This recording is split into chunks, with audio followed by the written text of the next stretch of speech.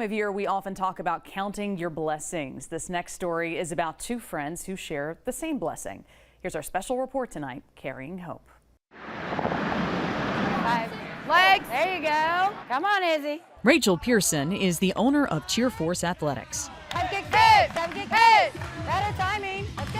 You got it. For nearly 25 years, she and her close team of coaches have helped hundreds of athletes every year chase their dreams of big stunts. Come on, kids.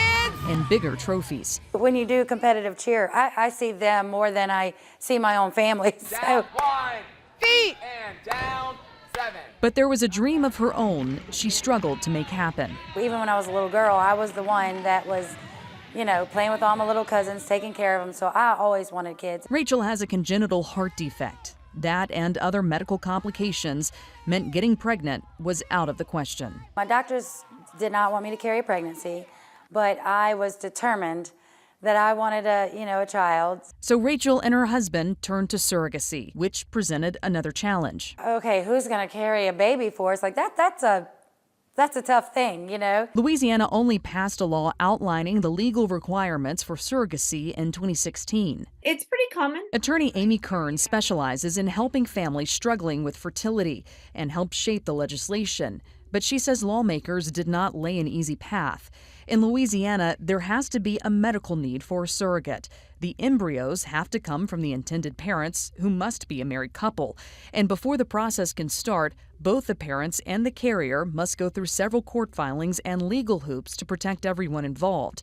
You also can't pay a gestational carrier, which Kern sees as the biggest barrier. The reason that's a barrier is that, it's kind of, apparent, but, you're not able to compensate them. So you've got to try to find someone who's willing to be pregnant for someone else, give birth, and then, have that baby not be their biological child, but, go home with someone else, which is a lot to ask. Rachael did have someone who was willing to try.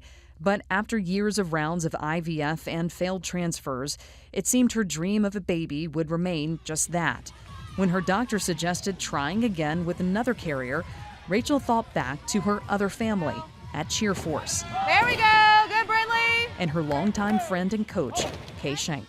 So then I just started thinking, and I'm like, I have someone that I think I could ask. And so it took me a while to get the nerves up to even ask. Kay had already given birth to 3 kids and knew about Rachael's struggles to start a family. So when she got a message asking if she'd be willing to be a gestational carrier, yes. No hesitation. So for me, it was no big deal. It was no big sacrifice or anything like that. I loved Rachael and her husband, Kevin. I just felt like they deserved a baby, and it's like, if I can do something to help, yes. Finally, after 10 years of trying and failing and waiting and praying. Hey, can you meet me outside the gym? I got something to tell you. And I'm like, what? And she's like, look. And she's showing me a pregnancy test. And I'm like, what? What? She's like, I'm really good at reading these things. And I'm pretty sure this says positive. Kay gave birth to little Nora on Rachael's 41st birthday. She weighed the same as me, and I think she was even the same length as me. It was crazy, but it was a special day. It was the best birthday present ever that I could, ever get to this day. Any child being born is a miracle, but one that was worked for and prayed for so long. It was so special. It was amazing. She's my best friend and my birthday buddy. Nora is now 5 years old, and while her Nana Kay is still very much a part of their lives. Oh, she won't give me the time of day. She's been like that her whole life. There we go. Surrogacy is often surrounded by misconceptions and questions, and the process is not easy in Louisiana. But for Kay and Rachael and Nora, it's simple. It was a gift of love. I can only speak from my experience with someone that I knew and loved and wanted to give this gift to.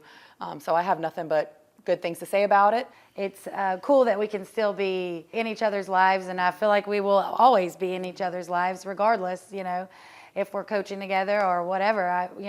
We've created a bond that's here to stay. Special thanks to Rachael and Kay for sharing their story with us. And we've got a more in-depth look at the Louisiana surrogacy law in this story up now on the 9 News app.